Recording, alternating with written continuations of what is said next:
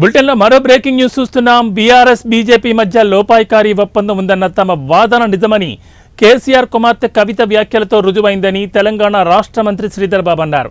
ఆ రెండు పార్టీలు కలిసి నడుస్తున్నాయని కవిత స్వయంగా చెప్పిన విషయాన్ని ఆయన గుర్తు చేశారు. గతంలో ఇదే అంశాన్ని తాము ప్రస్తావిస్తే బీఆర్ఎస్ బీజేపీ నాయకులు పెద్ద ఎత్తున హడావిడి చేశారని, ఇప్పుడు కవిత చేసిన వ్యాఖ్యలపై ఆ రెండు పార్టీల నాయకులు సమాధానం చెప్పాలని డిమాండ్ చేశారు.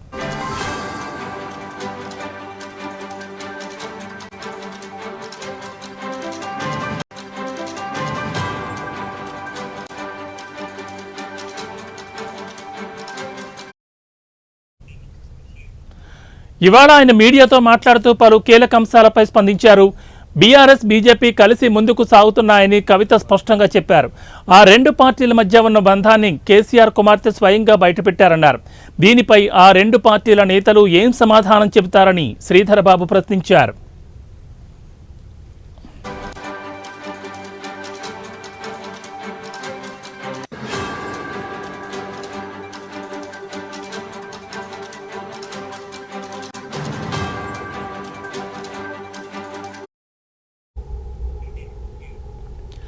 అలాగే కాళేశ్వరం ప్రాజెక్టు వ్యవహారంపై ఏర్పాటు చేసిన దర్యాప్తు కమిషన్ మాజీ ముఖ్యమంత్రి కేసీఆర్కు నోటీసులు జారీ చేసిందని తెలిపారు.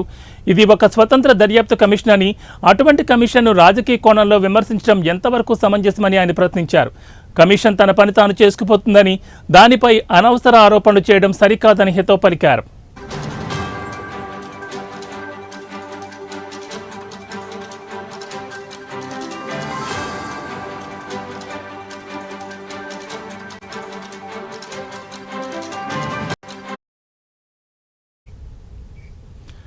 జై తెలంగాణ నినాదం గురించి మాట్లాడుతూ ఇది తెలంగాణ రాష్ట్ర ప్రజలందరి నినాదమని శ్రీధర్ బాబు స్పష్టం చేశారు.